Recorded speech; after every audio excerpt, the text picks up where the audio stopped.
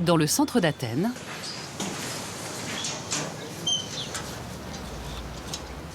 Alexandros commence sa journée. Depuis la terrasse de son immeuble,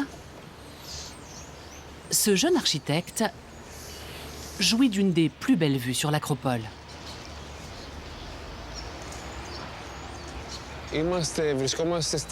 Ici, nous sommes au sud-est du Parthénon. Le côté long donne sur le sud et le côté étroit est orienté vers l'est. Au pied du rocher, vous pouvez voir le théâtre de Dionysos, qui est le plus ancien théâtre d'Athènes et le premier théâtre en pierre du monde. En tant qu'architecte, le Parthénon m'inspire beaucoup par sa beauté, mais aussi parce qu'il représente l'esprit grec, la démocratie, la cité. Il est important non seulement pour nous, mais pour le monde entier.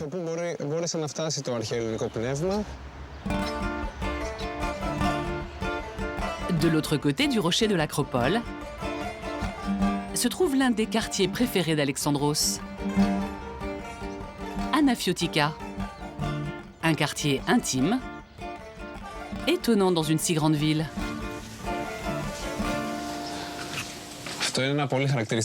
Voici une toute petite ruelle caractéristique de ce quartier. On se rend compte qu'il y a très peu de distance entre les maisons.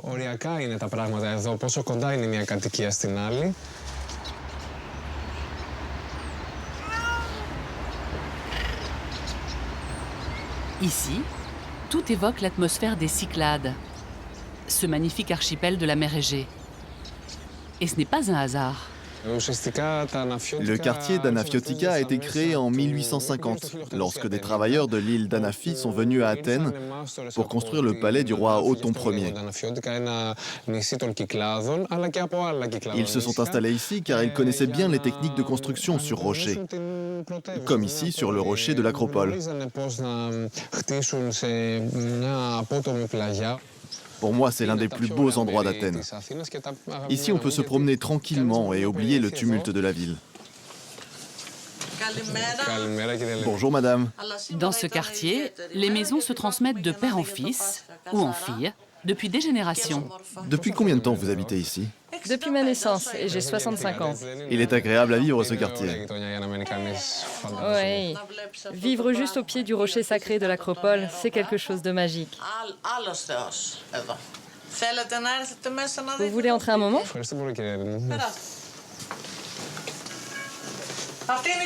Voilà, ici c'est la cuisine, petite mais très pratique. Et là, c'est le séjour.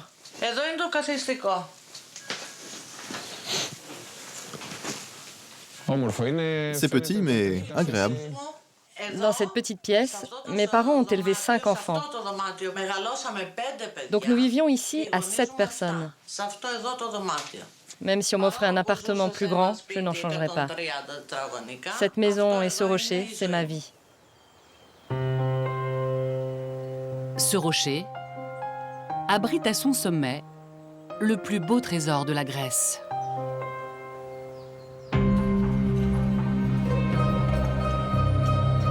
Le Parthénon, le temple d'Athéna.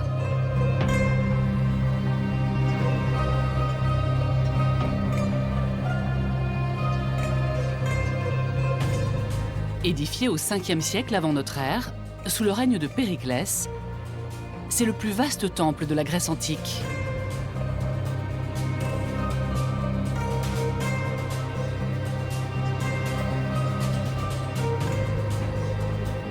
Construit entièrement en marbre,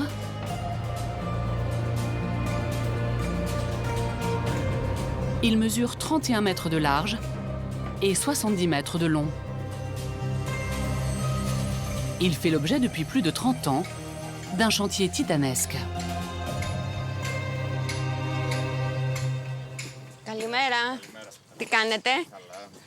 Rosalia Christodoulopoulou en est l'architecte en chef. Elle emprunte chaque matin ce chemin qui mène au Parthénon. Je monte ici tous les jours. Et c'est vraiment un grand plaisir pour moi, parce que j'ai la sensation de mettre mes pas dans ceux des Grecs anciens. Une fois passée cette première porte, Athènes se dévoile, Acropole veut dire ville haute en grec.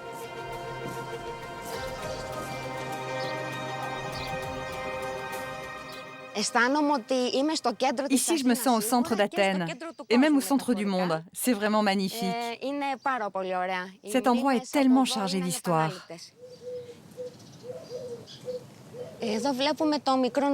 Quand on arrive ici, le premier monument qui nous accueille, c'est le petit temple d'Athéna Niké.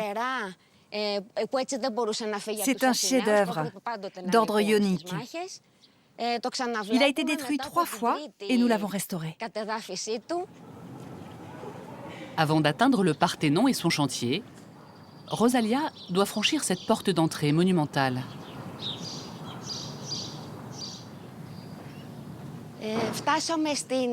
Nous sommes à l'entrée des propylées. Les propylées avaient une fonction symbolique. Le but était d'impressionner les fidèles dès leur arrivée.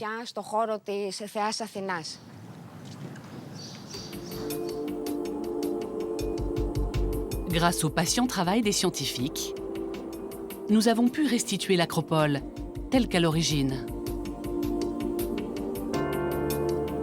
Pour mieux tenter de comprendre ce que pouvaient ressentir les fidèles qui pénétraient ici.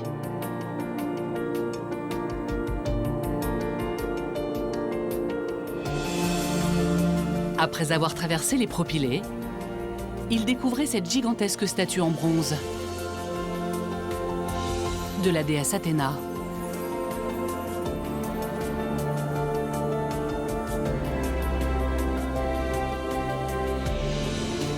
Mais ce qui les émerveillait le plus, c'était bien sûr le Parthénon. Avec ses dimensions hors normes et ses proportions parfaites, il fascine encore aujourd'hui les architectes.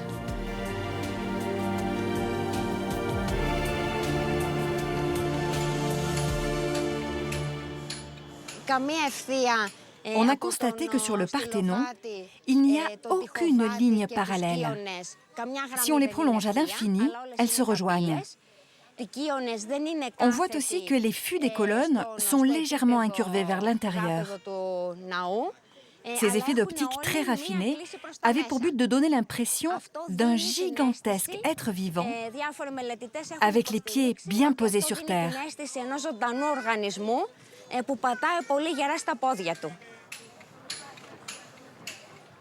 J'ai beaucoup d'admiration pour les architectes qui ont bâti ce temple et j'espère être à la hauteur.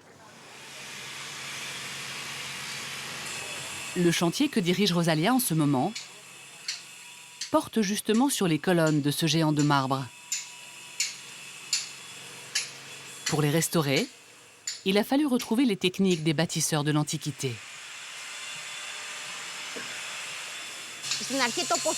Nous avons découvert qu'ils taillaient les colonnes sur place.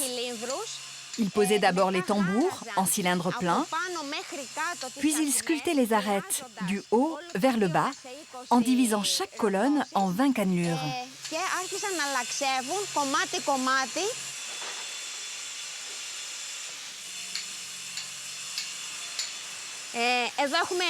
Ici, nous avons terminé la taille des cannelures.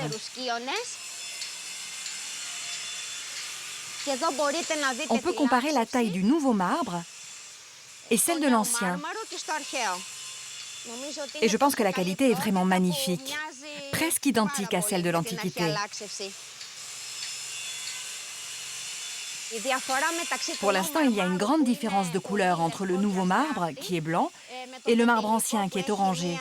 Mais d'ici 20 ans, il va se patiner et cette différence se verra beaucoup moins.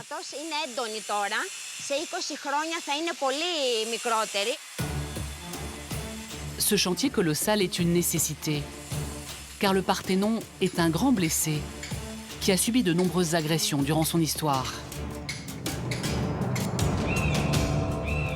Au IIIe siècle de notre ère, durant la période romaine, il est ravagé par un terrible incendie qui détruit sa toiture et une partie de ses marbres.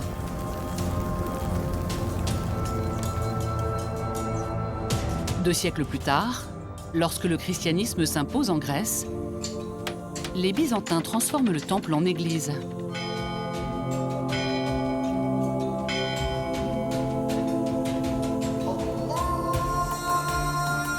qui devient mosquée sous la domination ottomane. Les Turcs transforment aussi le sanctuaire en place forte et y installent un dépôt de poudre qui lui sera fatal. En 1687, lors du siège d'Athènes par les Vénitiens, l'acropole est bombardée, causant des dommages encore visibles aujourd'hui.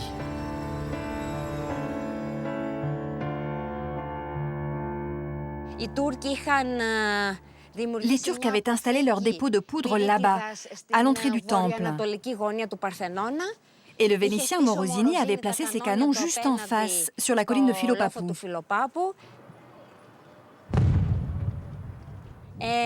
Alors tout a explosé. Ici, on voit encore les traces des boulets de canon. Et il y en a partout sur le temple.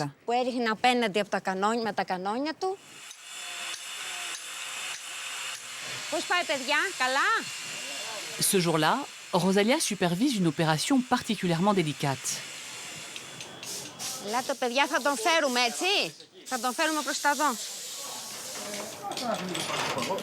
À l'aide de ces blocs de marbre, de 4 tonnes chacun, son équipe est en train de remonter le mur nord de la cella, la salle principale du temple.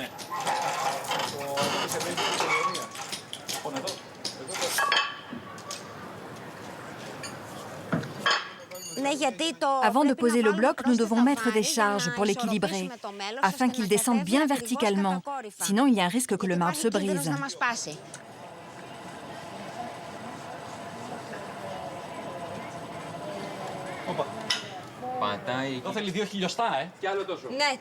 Encore 3 mm.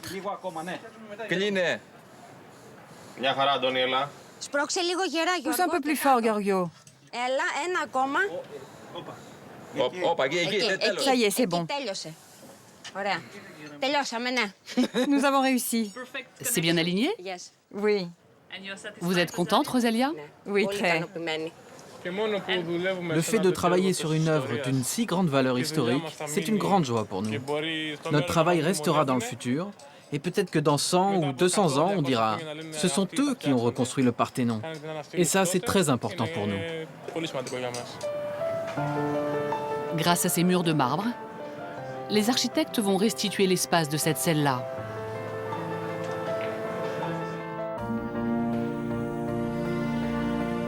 Les visiteurs pourront alors s'imaginer face à la statue géante d'Athéna, telle qu'elle y trônait dans l'Antiquité, dans sa parure d'or et d'ivoire.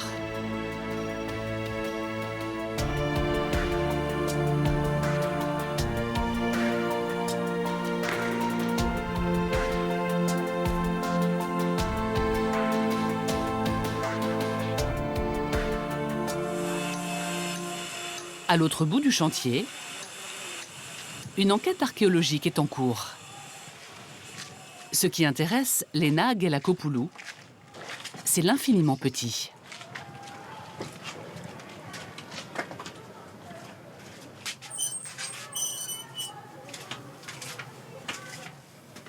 Cette chimiste travaille actuellement dans les vestiges de l'ancien minaret. Grâce à cette construction, des chapiteaux de colonnes antiques ont été préservés de la lumière et conservent d'infimes traces de couleur.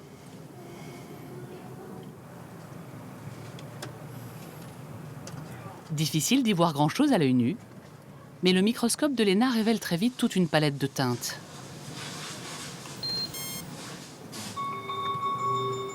Du bleu,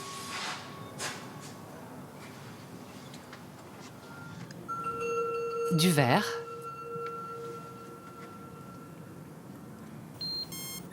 du noir.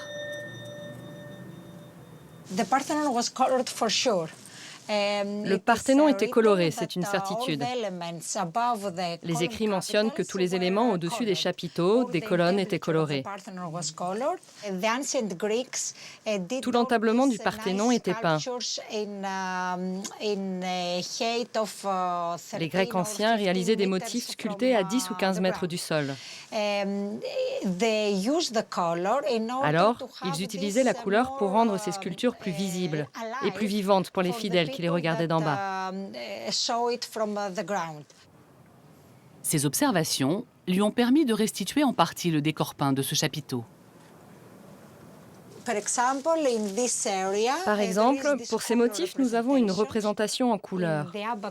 Cette partie en haut n'était pas colorée. Ils utilisaient du rouge et du bleu pour peindre les moulages doriques. Sur les moulages ioniques, les œufs n'avaient pas de couleur, mais on peut voir de l'ocre dans les séparations et du bleu sur la frise.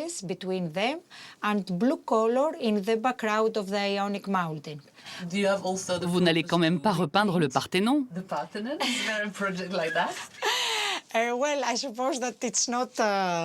Non, ce n'est pas notre objectif.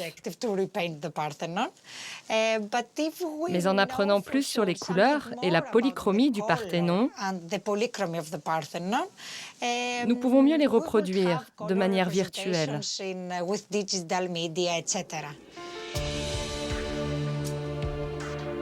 Grâce à des travaux comme ceux de Léna, on peut désormais mieux se représenter la splendeur des frises qui ornaient le Parthénon.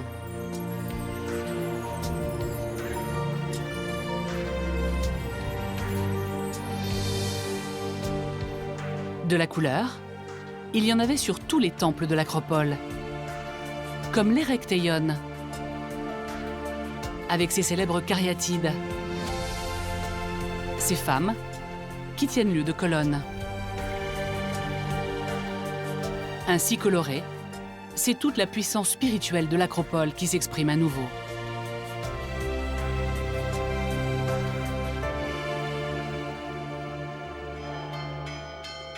En face de l'Acropole,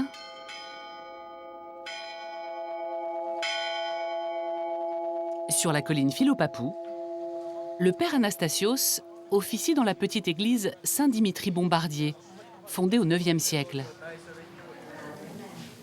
Pour lui, prier au plus près de l'Acropole a une signification profonde. Parfois, pendant les offices, je m'assois dans le sanctuaire et de la fenêtre, j'aperçois le Parthénon. Alors je suis rempli d'émotion, car nos ancêtres de l'Antiquité croyaient aussi en Dieu à leur façon. Ils se posaient les mêmes questions que nous sur le sens de la vie. Comme son illustre voisin, cette petite église a beaucoup souffert au cours des invasions de la Grèce. En témoignent ces fresques du IXe siècle, en partie effacées. Ici, vous voyez, il manque le visage de la Vierge. Ici, celui du Christ. Et là, celui des saints. Sous la domination ottomane, les Turcs profanaient les églises en effaçant les visages des saints. Il y a aussi beaucoup de dégâts qui ont été causés par les Allemands pendant la Seconde Guerre mondiale. Ici, ils ont laissé des graffitis en allemand. Ce lieu concentre toute l'histoire de la Grèce, avant comme après Jésus-Christ. La proximité du Parthénon a aussi fortement influencé les bâtisseurs de cette église. Le Parthénon est juste derrière, à 200 mètres environ. Ce temple dédié à la déesse Athéna a d'ailleurs donné son nom à la ville d'Athènes. Il est orienté vers l'est, vers le Levant. Ce n'est donc pas un hasard si notre église a été bâtie vers l'est, elle aussi.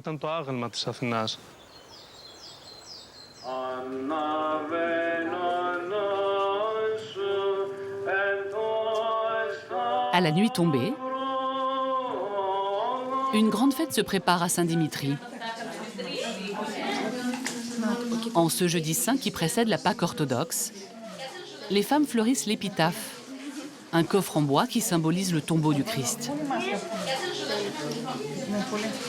Pourquoi est-ce qu'il n'y a que des femmes? Ce sont les femmes qui pleurent près du tombeau. C'est ça. Que signifie cette fête pour vous? C'est la résurrection du Christ. Sans résurrection, il n'y a pas de Christ. Et nous avons foi en lui.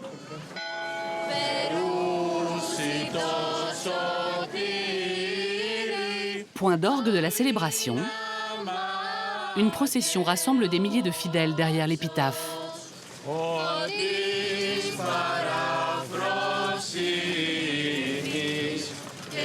Ce soir, les chants de la Pâque orthodoxe résonnent jusqu'à l'acropole.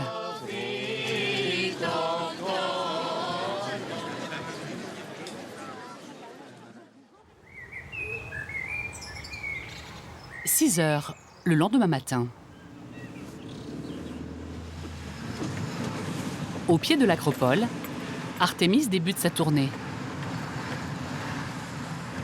Il est boulanger. C'est beau cet endroit.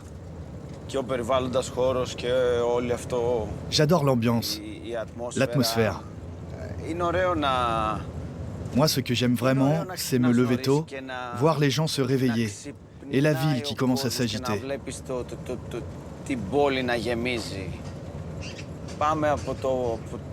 L'acropole sort de la nuit et passe à la lumière. C'est un peu comme une fleur qui s'épanouit. Premier arrêt, l'acropole, justement. Artémis livre les employés qui vont bientôt prendre leur service.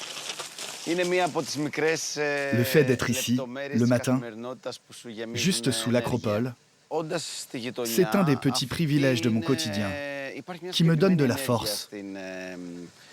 Il y a une énergie qui se dégage de ce site. Et en vivant ici, nous recevons cette énergie tous les jours.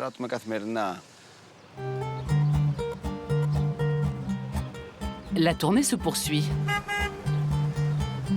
Direction le centre-ville d'Athènes, où son pain est toujours très attendu.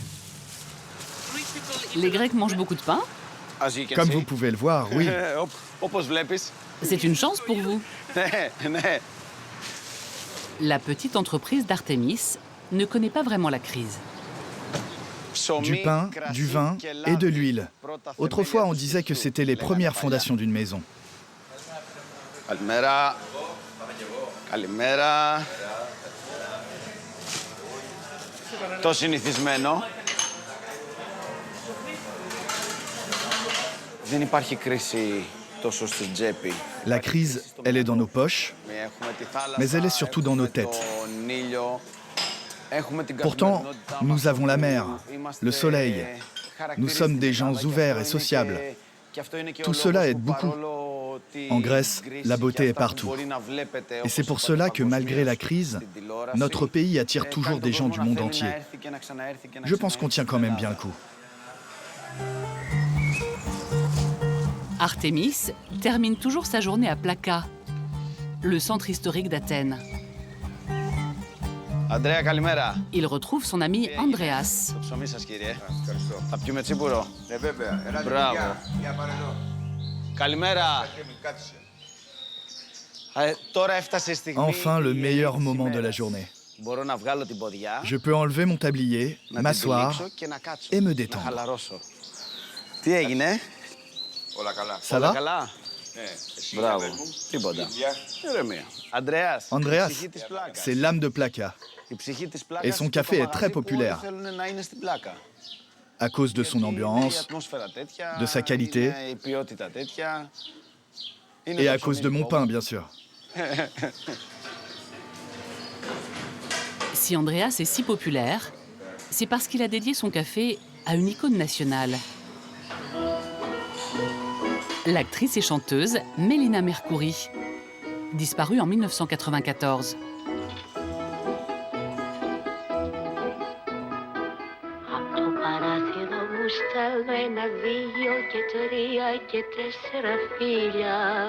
Sa chanson, Les enfants du Pirée, a fait le tour du monde.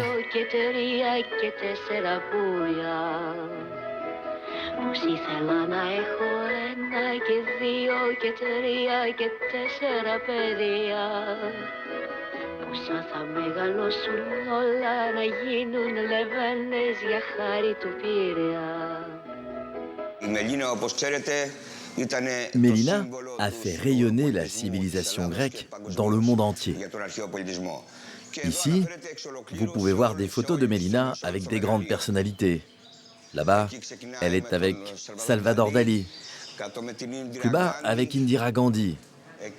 Et ici, avec notre grand Onassis. Et cette photo-là est ma préférée, dans le rôle de Stella.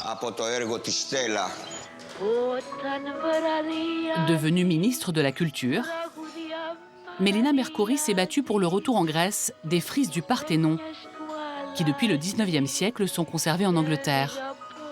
Un combat toujours d'actualité.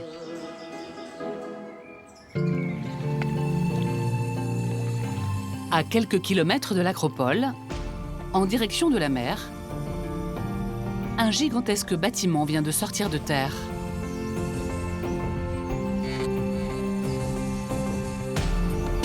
On le surnomme le nouveau Parthénon. C'est la fondation Stavros Niarchos, cadeau à la ville d'un riche armateur grec aujourd'hui disparu.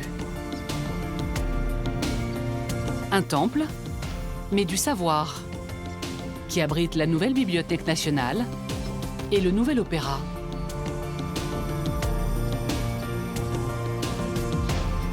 Sa réalisation a été confiée au grand architecte italien Renzo Piano, qui a notamment signé le Centre Georges Pompidou à Paris.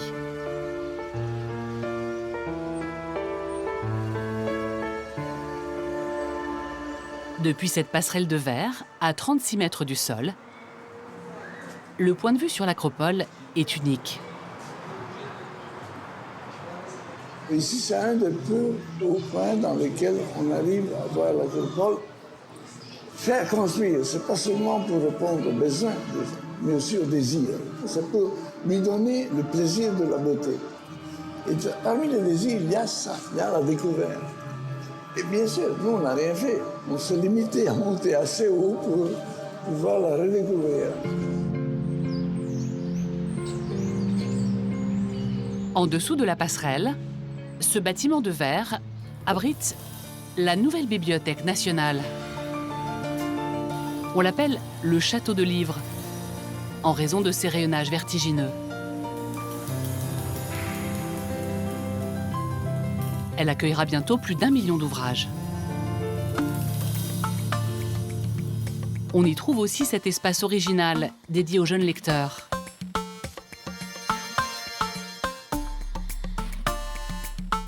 Avec ses drôles de fauteuils, surnommés les nids.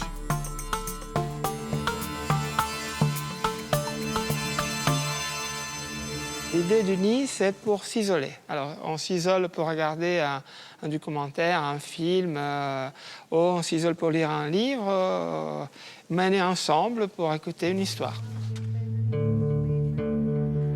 Le second bâtiment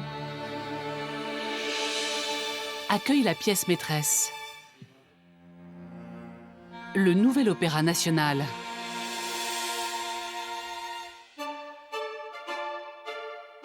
Le défi ici était d'offrir aux 1400 spectateurs une intimité avec les œuvres. L'opéra, comme vous savez, c'est aussi voir le spectacle. Alors, il fallait faire en sorte que les balcons ils soient le plus proches possible de la scène. Pour réussir ce tour de force, il a fallu miser sur la hauteur et réduire la profondeur de la salle. Ici, tous les spectateurs sont aux premières loges. Le plus surprenant se trouve à l'extérieur. C'est ce bassin d'eau de mer de 400 mètres de long. Les Athéniens l'ont déjà adopté. C'est unique ici. C'est génial. On en profite et on est très heureux. On n'habite pas loin et on vient ici presque tous les jours. On peut faire plein d'activités. C'est vraiment un paradis pour les Athéniens. Autre heure, autre atmosphère. En fin de journée, le bassin se transforme en salle de concert à ciel ouvert. Au même moment, dans le quartier de l'Acropole, le cinéma Tissio s'apprête à ouvrir ses portes. Michalis, son propriétaire, poursuit une tradition très ancienne. Cette tradition du cinéma en plein air a commencé au début du XXe siècle, ici même, au centre d'Athènes, et ça continue encore aujourd'hui.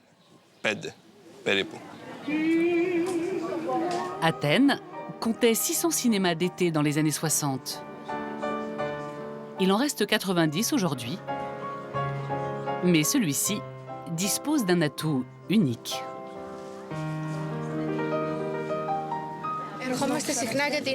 Nous venons souvent ici parce que c'est juste à côté de l'Acropole. Et pour nous, c'est l'un des plus beaux cinémas du monde. L'ambiance est magique. Ce soir, le cinéma fait salle comble. On projette Le Grand Bleu de Luc Besson, qui a été tourné en partie sur l'île grecque d'Amorgos.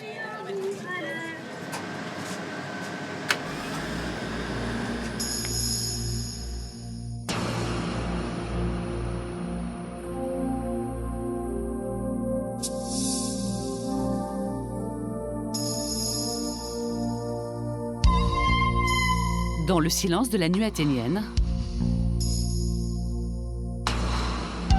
les premières images du film apparaissent. Avec en toile de fond, un autre spectacle, éblouissant.